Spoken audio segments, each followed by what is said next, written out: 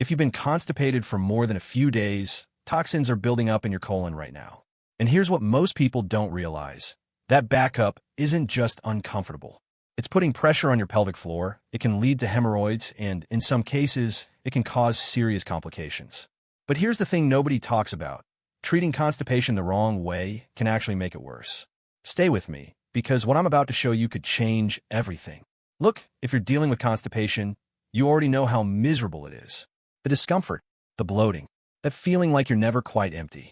And maybe you've tried things, fiber supplements, prunes, over-the-counter laxatives, and nothing seems to work consistently. Or worse, it works for a while and then stops. You're not alone.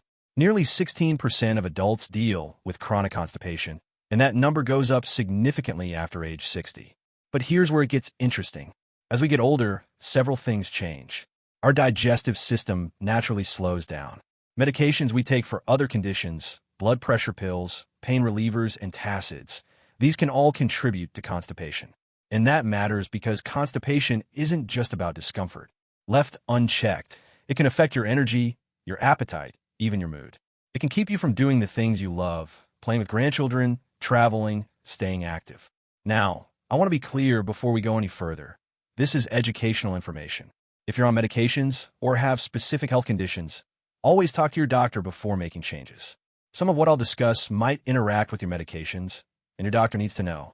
We good? Okay, let's continue. Here's what we're going to cover today, and this is important. I'm going to show you a two-track approach. Track 1, how to get relief when you're backed up right now. Track 2, how to identify and fix the root cause so this stops happening. Because here's the thing, many of the most effective treatments take weeks or months to fully work. So you need immediate relief while you're addressing the underlying problem. And we're going to look at constipation through what I call the 4-cause model. Most people think constipation is just one thing. It's not. There are 4 distinct causes, and you need to know which one is affecting you. So first, let's define what we're actually talking about. Medically speaking, constipation means one or more of these things. You're having 3 or fewer bowel movements per week. You're straining or having difficulty passing stool. Or you have that feeling of incomplete evacuation, like you're never quite finished. Now, why does this matter beyond the obvious discomfort? Several reasons. When stool sits in your colon too long, your body reabsorbs water from it, making it harder and harder to pass. Toxins that should be leaving your body start getting reabsorbed. The straining can damage your pelvic floor muscles and lead to hemorrhoids.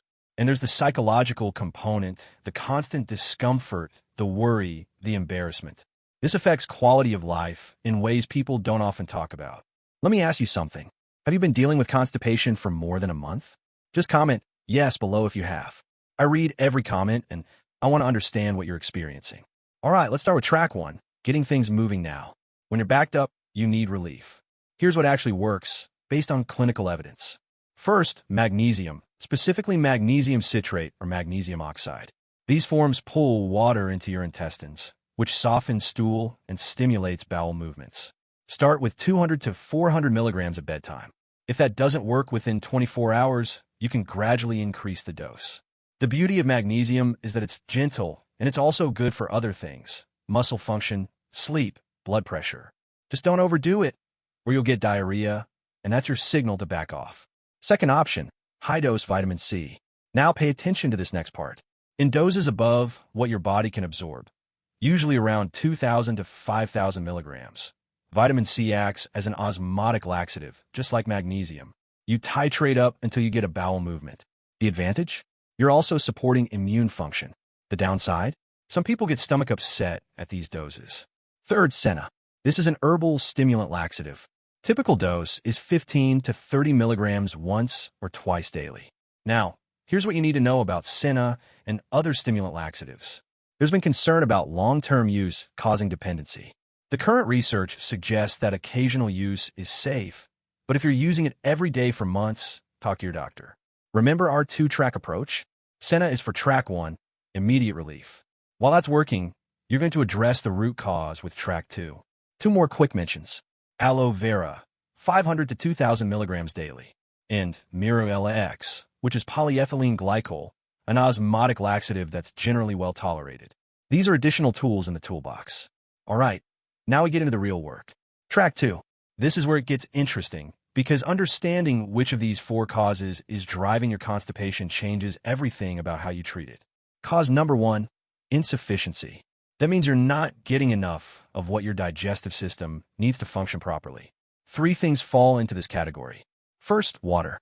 Now, you've heard this before, but stay with me here because this is important. A 2024 meta-analysis, that's a study that combines data from multiple studies, found something fascinating.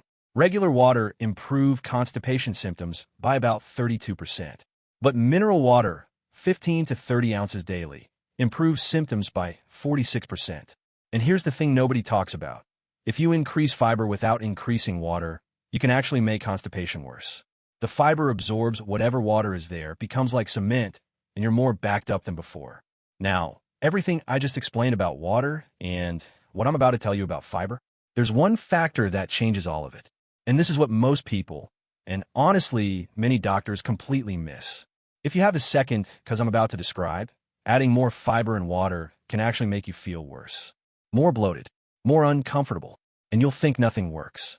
But it's not that nothing works, it's that you're treating the wrong cause. So stay with me. This next part could be why everything you've tried hasn't worked. All right, second part of insufficiency, fiber. Your target is 25 to 30 grams per day. What do you get it? In ascending order of fiber content. Whole grains, then vegetables, then fruits, then seeds, then legumes. Legumes, beans and lentils, pack the most fiber. Now, if you can't get enough fiber from food, supplements help. Psyllium husk has the strongest evidence. A 2022 meta-analysis found that psyllium increased bowel movements by about 3 per week. That's significant when you're only going 2 or 3 times a week to begin with. Modified citrus pectin is another option with good research behind it. Start slowly with any fiber supplement and increase gradually, or you'll get bloating and gas. Third part of insufficiency, physical movement. Exercise improves gut motility. The minimum effective dose? About 2 hours per week of walking or aerobic activity. That's less than 20 minutes a day. It doesn't have to be intense. Walking counts. Gardening counts. The physical movement literally helps move things through your digestive tract. All right, cause number 2, bacterial overgrowth.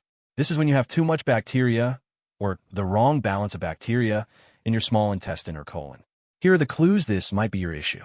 First, when you add fiber, you get more bloated or your constipation gets worse, not better.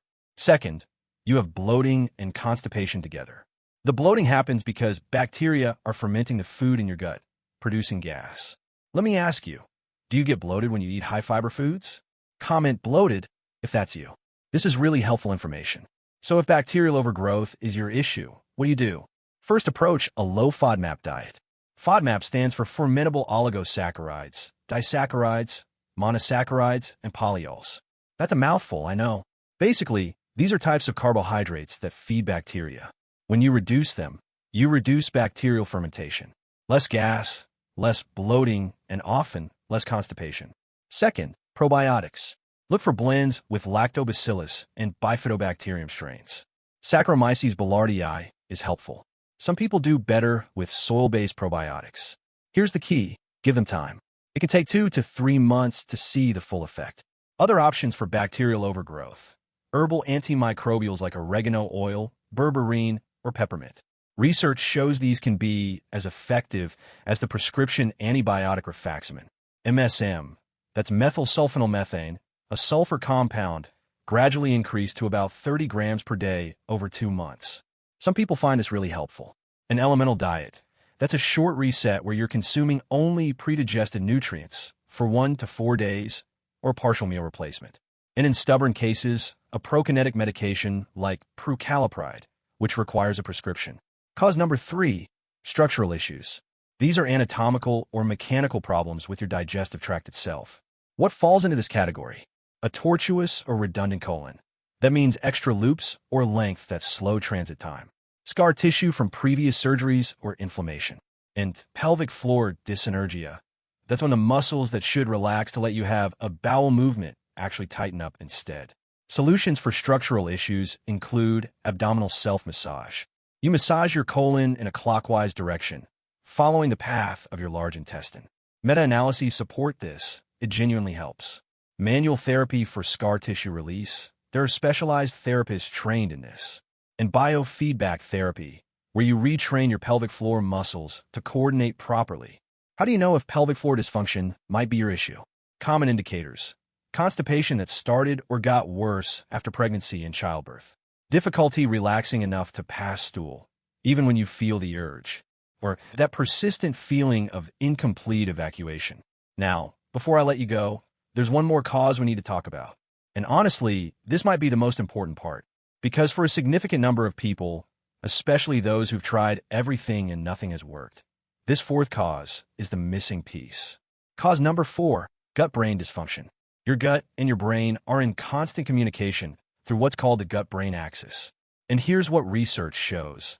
There's a remarkably high prevalence of childhood trauma, PTSD, and chronic stress in people with chronic constipation.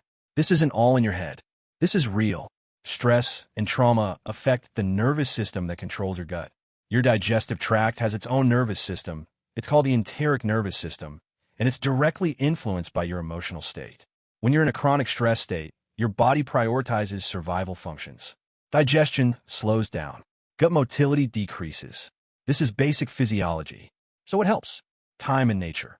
Research shows at least 2 hours per week has measurable effects on stress hormones and gut function. Meditation and mindfulness practices. Cognitive behavioral therapy specifically designed for gut issues. Any practice that helps regulate your nervous system. If you've been through trauma or you're dealing with chronic stress, addressing this isn't optional. It's essential for your gut health. Now, quick note on red flags. You need to see a doctor right away if you have blood in your stool or black stools, vomiting, severe abdominal or back pain, or unexplained weight loss. These can indicate something more serious that needs immediate attention. Look, I know dealing with constipation is frustrating. It's uncomfortable, it's embarrassing sometimes, and it affects everything: your energy, your mood, your ability to enjoy life. But here's what I want you to take away from this. Constipation is solvable. You just have to identify which of these 4 causes, or which combination, is affecting you. Remember our 2-track approach from the beginning? Start with the quick relief strategies to get comfortable, then systematically address the root cause. Give it time. Some of these interventions take weeks or months, but they work. You know, there's a quote I think about: smooth seas do not make a skillful sailor. The fact that you're dealing with this challenge, it's building your health literacy. You're learning to listen to your body, to understand what it needs. That's valuable. You got this. If you need additional help, talk to a gastroenterologist or a functional medicine practitioner who can dig deeper into your specific situation. You don't have to figure this out alone. If you found this helpful, click the thumbs up button below. It helps other people find this information. And if you want more videos like this, subscribe to the channel. It's free, and you'll get notified when I post new content. Now, if you want to learn more about healing your gut naturally, I made this video that goes into detail about the 5 foods that repair your gut lining. Just click right here to watch it next. I think you'll find it really helpful.